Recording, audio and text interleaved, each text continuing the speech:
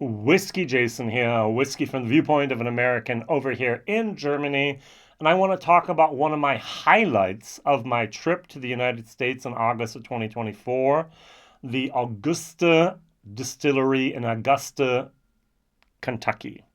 Now, what I have in front of me is called the River Proof Series Kentucky Straight Bourbon Whiskey. I booked the normal tour for $29 there. I arrived, it was raining, I wasn't in the greatest mood, I was a little bit wet. I came in and I found out it was an hour early, and they're like, no problem, Jason, we know you're coming. We have everything set up, no problem, let's go for it. Go get your equipment, we're going to film, we're going to do that. And I had the best time of almost the entire trip. And the thing was, what they did is they gave us the experience of having your own barrel pick. So they pulled out three, well, they didn't pull out, there were three barrels sitting there waiting for me to come. And my tour guide did his whole little spiel and talked and did all this. And then he said, oh, well, come on over here, pull out your first bung, and made a lot of little jokes. And that was just fine. And I got to open the barrel. Now, I've done that dozens of times in my life. All right. So it's nothing special for me, but I can assume that for many, many people in the world, it's going to be one of these first time in a lifetime experiences, which was great. And then you get the whiskey thief. In Scotland, they call it the lynch. Put it in there, you put your thumb on top, and you pour a little bit in the glass, and then you get to try it directly from the cask. And so we have the 2-year-old, we have the 4-year-old, and we have the 6-year-old. And at the end, they're like, these bottles cost, I don't know, let's say they're $70 each, or $70 or $75 each. But if you buy all three, they're $199. It's like, take my money. I bought all three. All right. So, and then after actually doing all three of these barrels, I was all by myself, so I got to do all three.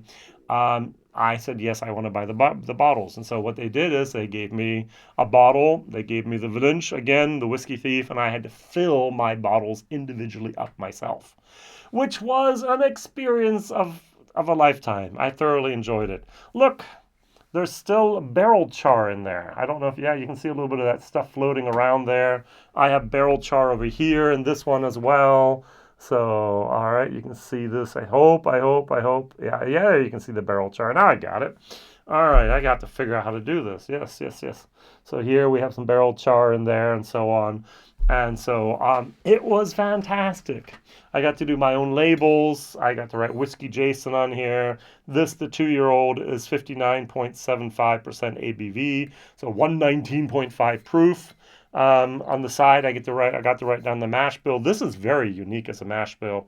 51% corn, 45% wheat, and 4% malted barley. Where they get these, I don't know. I assume it's Bardstown Bourbon Company, but hey, it could have. I don't think it was Barton's. I don't think it was Wilderness Trail. I think I have here Bardstown Bourbon Company juice here. Over here, I have the 4-year-old. This has a fairly standard mash bill: 65% corn, 25% rye, 10% malted barley. Fairly standard high rye mash bill, to be honest. And my tour guide's favorite was the 6-year-old. Yeah, he said it has the most depth there, and that is the 6-year-old with 60.25, so 120.5 proof, and we have 70% corn, 18% rye, 12% malted barley. Now, Augusta, Kentucky is in the middle of nowhere. I don't know how else to say that. You're about a good hour away from Cincinnati. From Lexington, you're about 90 minutes. From Charleston, West Virginia, you're 2 hours away. From Louisville, you're almost 2 hours away. It's in the middle of nowhere. Now, if you're up there by Maysville, Kentucky, you can go to Old Poke. They have tours a couple times a week, not even every day. And you can go to Augusta, and they have tours every hour. There is a nice little ferry that goes from Augusta over the Ohio River to the next place. The next bridge is Maysville, about 40 miles down southeast. Or you have to go almost the way up to Cincinnati to get across over into Ohio again to take a real bridge. So not the place I would put a distillery for a tour. If you're going to be a tourist destination, put it someplace closer to civilization. So even the I-64, it's like 40 minutes from the interstate up to the distillery. There's nothing close by. Now they're going to have like a fairground there. They're going to do events and concerts and all that.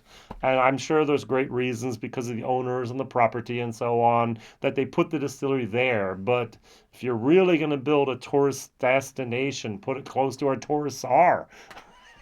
That's just my personal opinion. But hey, if you build it, they'll come. So when I was there, they were still commissioning their column stills, and so hopefully now in the fall of 2024 they will be up and running. They call it the dust tour at the moment because they're still building dust everywhere, and you can do the tour there and walk around and see everything that's going to be in operation in the next couple of months. Great, great distillery. I have a whiskey tour on my video channel here. I think it was Whiskey Tornado or someone else did that tour as well that actually showed me that it's a beautiful, beautiful distillery there and what they're doing. And you can try some older whiskeys. Everything there is sourced, of course. All these are sourced. But there will be real whiskey coming out in the next 4 years, maybe 5, depends on how quick they are with the commissioning and how they're going to do that. So let's smell these and let's nose these and let's smell and nose are the same, and let's taste these and review these. You can't buy them. This was a single barrel. Both of these were the char in it. The barrels are empty. I'm sure this has been emptied since there. This 2-year-old, this is my favorite smell of the entire time I was in America. This has a caramel, rooibos, it's a tea from Africa, herbal moment going on here. This is so funky, weird, great. This just pushes all my buttons and goes more.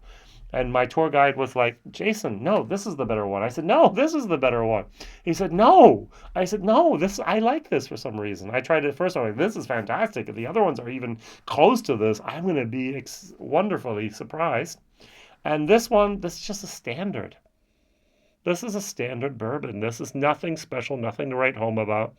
It's good, but that's nothing more. The 6-year-old gets some depth, gets a little bit more pecan, gets a tiny little bit more of the leather. But this 2-year-old funkiness of caramel and herbalness. I don't know what it's almost like it's flavored. It's not, but it's almost like it is. I don't know what happened here, but this is goodness. This is an A- whiskey in my book. And it's a 2 years age from Kentucky. And other people go, there's something wrong with this. And it's like, yes, it's so delicious, isn't it? Cheers. Mm. Mm.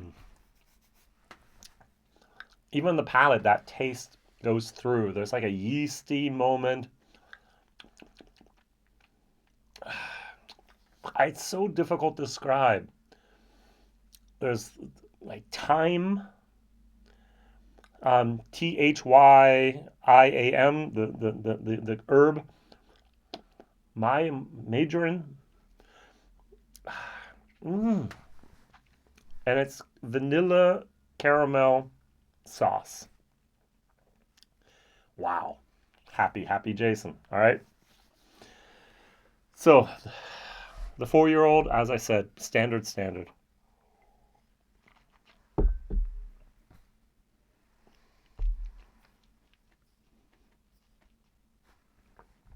This was 59%. Is that right? Yep, 59. This is 55.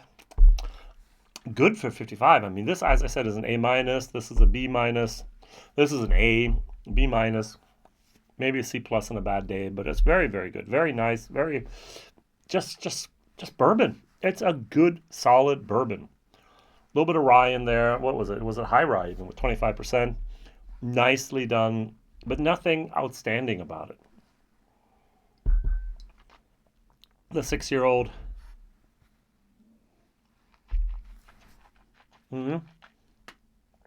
More depth, more pecan, a little bit more of a leather moment, a little bit of furniture polishing on that leather, old leather. Very, very nice. I rushed through this tasting to describe something I want to talk about real quick. tour experience. Now, if you're in Louisville, Kentucky, and you go down, is it Louisville or Lexington? It must be Louisville. It's Louisville. You go down to United Pursuit, their new place where you can actually, it used to be called do the whole shebang. And you would actually have a couple barrels. You'd do your own little barrel pick, basically. You'd have the whiskey thief. You'd pour it. You'd select the barrel. In the afternoon, they would actually bottle that barrel for you, and you get to take home. I think it was 6 bottles, 12 bottles, 18 bottles, or how many bottles you wanted that were legally allowed to sell to you in Kentucky. And I thought this concept was so cool. And then I go to Augusta Distillery up there. They're doing the same thing. This feeling of being on a barrel pick, I think, is one of the best experiences you as a bourbon drinker can have. I mean, I've visited over 100 different distilleries in many, many different countries. I've been to warehouse tastings on Islay in Scotland and other places in Scotland and in Ireland and in Germany and in America and soon in Denmark and in Austria. I've been just in a distillery in Austria. I haven't been in the warehouse tasting there. But I've been to many places and many different distilleries and done many, many warehouse picks. But that was something where I was like, wow.